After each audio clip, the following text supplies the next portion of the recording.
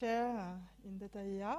So now we will listen Edouard Duchesnet from CEA about big to small. Thank you.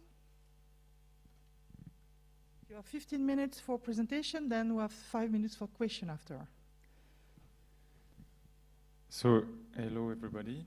So, I will present this research program, which is about transfer learning applied to psychiatric and neuroimaging disease, psychiatric disease and neuroimaging biomarker. So the outline of the presentation is the following. First, I will present the basic idea behind neuroimaging and precision psychiatry in discovering biomarker. Then the idea behind big to small and previous achievement that we have performed in psychiatric and neuroimaging. And finally, I will present the big to small project.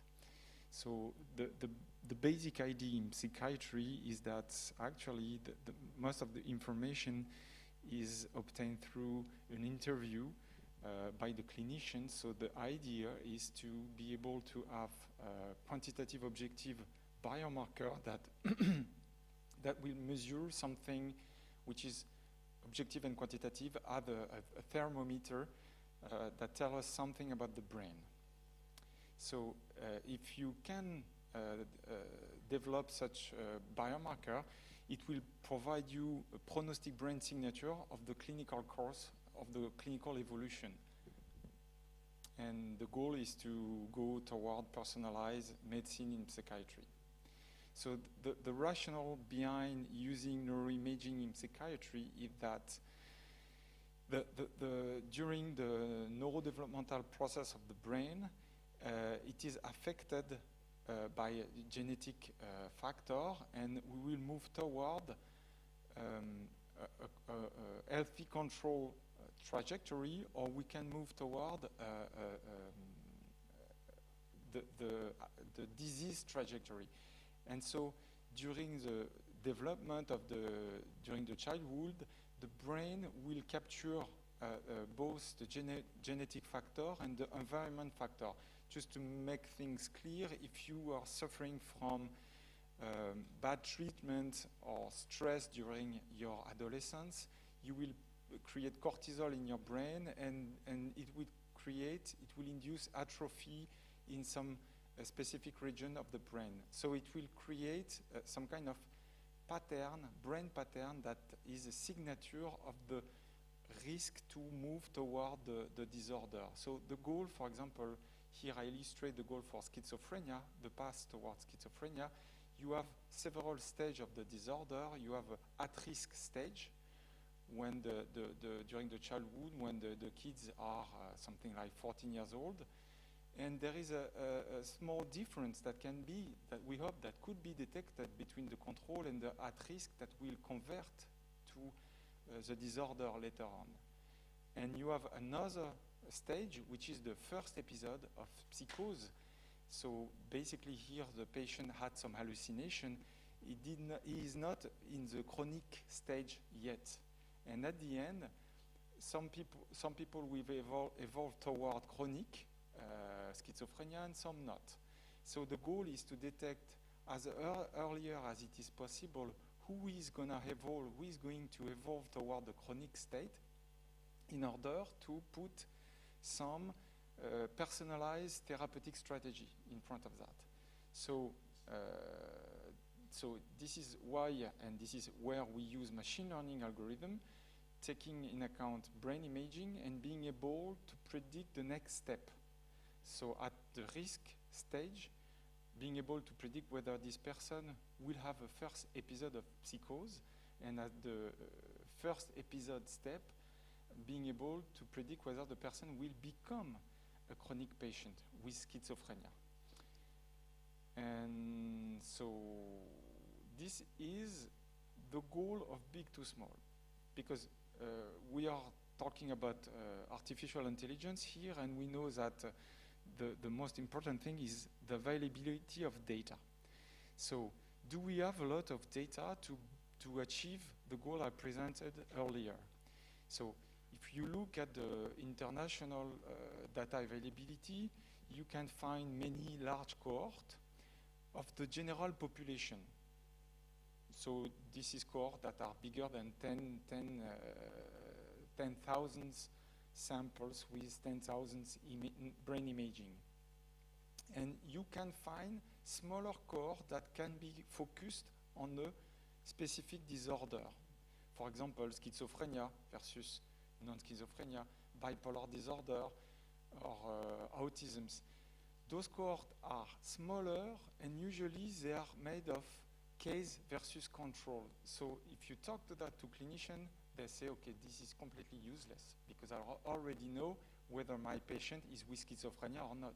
So everything we can build on those cohorts is at some point pretty useless for clinical application. So what is useful is to have longitudinal cohort of patients that have been scanned before developing some kind of disorder or before getting some specific treatment. And if you consider those cohorts, they are pretty small. It's about 500 participants, and it's longitudinal. They are more homogeneous. Usually those are EU H2020 funded cohort. And the problem is the price per patient, because the price is about 10 kilo euros per patient. So it will, if you think about that, it could be like something like 100 million euro to get 10,000 subjects to do good AI. So I don't know, but I really think that in the next year we won't have that kind of data, and even I think that Google won't have that kind of data because it's really, really expensive, and it requires to have all the clinical network across Europe or across the States to collect all those data. That is really a crucial issue. So the thing is, can we do something about that? So this is the idea. The idea of the chair is to learn the general variability of the population on the general large cohort, and to do some transfer learning or representation learning to smaller and smaller cohort. So the idea behind that is that it's exactly like learning reference curve. This graph shows the BMI index given the age. If you learn the reference curve of the population, you can tell whether this person who is 17 years old is with anorexia. If you don't have this reference curve, you cannot tell whether this person is with anorexia. So the idea is to learn some kind of reference curve of the general population. So when you have that, you can evaluate whether a new person, how far this new person is from this reference curve. And doing that, you remove most of the variability, which is not specific to the disorder, which is a problem. So I will briefly present previous achievement that we have done on AI, on psychiatry. So most of those achievements are in supervised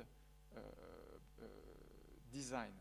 Basically, you have patients that you scan before a treatment, you provide the treatment, you follow them, you get the outcome, whether it is good or bad, and you want to build some predictor of the outcome of the future given the brain images that have been acquired before the treatment.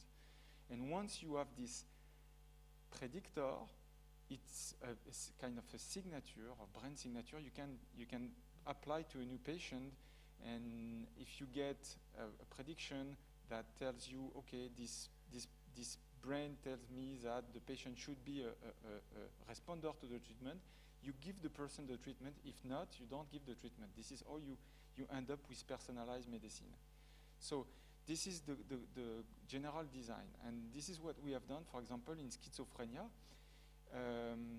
We had a large population of patients with schizophrenia and chronic patients, and we learn a predictive signature of the clinical status, and we apply this signature to first episode, patient with first episode, to see whether we could predict whether this person, individual, had first episode of psychosis. Think about the idea that first episode of psychosis can drive you to chronic schizophrenia. So we could basically demonstrate that if you consider this small graph, which is the trajectory toward chronic schizophrenia and toward control, that we can predict the clinical status using brain images and machine learning, basically linear model, at 80% of correct classification. And for first episode is 76%. So this is another application on functional MRI.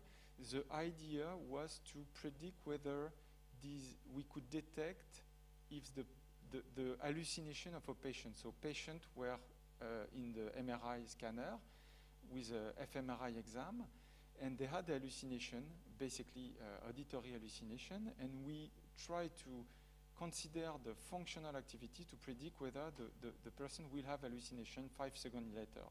And we demonstrate that this could be built and this could be useful for building new tools of neurofeedback such that the patient can learn to control and modulate their hallucination. So obviously the fMRI is a huge tool, not very convenient for that kind of thing. So this could be done with NIRS, which is another modality to record the brain activity, or EEG, which would be a much simpler device to measure the activity.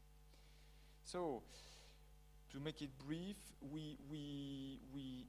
what we have done is the last thing is to try at the at-risk stage to see whether someone which is categorized as at-risk patient to become with schizophrenia, we could detect whether the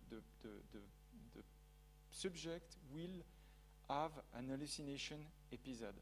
And what we have shown is that, okay, we could detect that at almost 80% of correct classification accuracy, and we have developed some tools that use spatial regularization to provide interpretable predictive map, which is much more interpretable than classical state-of-the-art lasso or L1 penalty or L2 penalty, which looks like either a Christmas tree for the L2 penalty or the L1 penalty. It's like completely scattered, completely uninterpretable.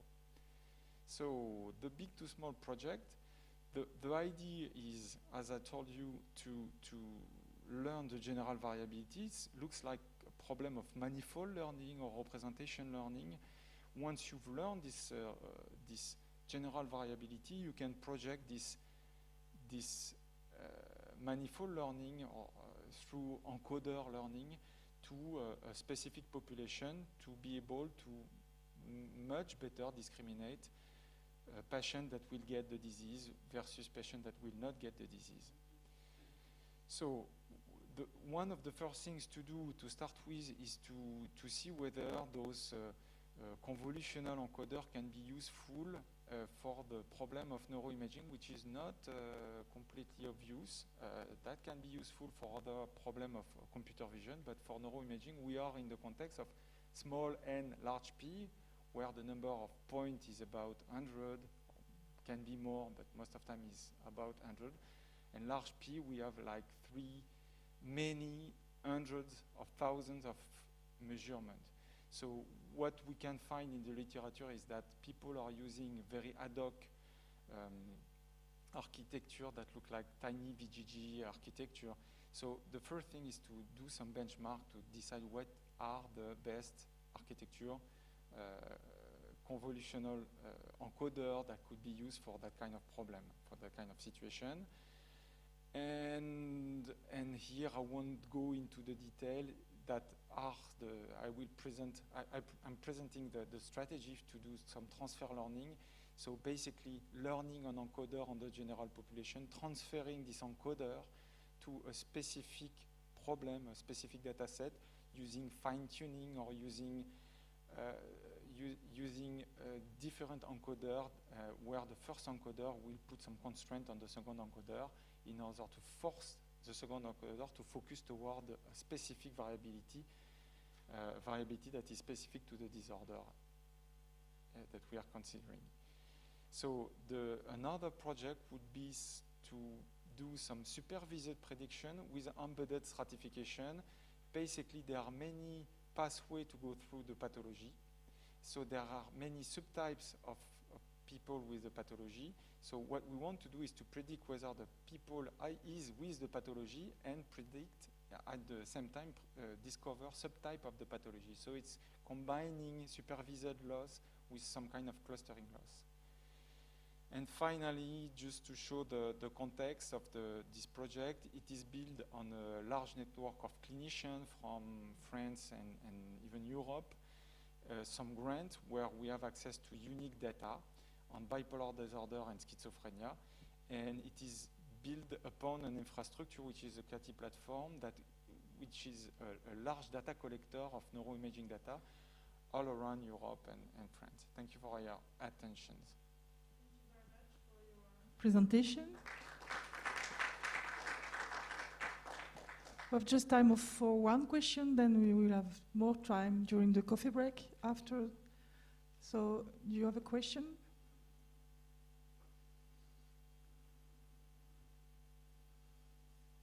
Do you have something to add, if you want? No, that's okay. So, thank you. Oh, okay. Just maybe question about the encoder strategy that you presented at the end. Can you clarify a bit how you can make this specific to reveal signatures of diseases, etc. Because the problem of encoders is to extract quite quick signals among the data which are pretty messy. Yeah.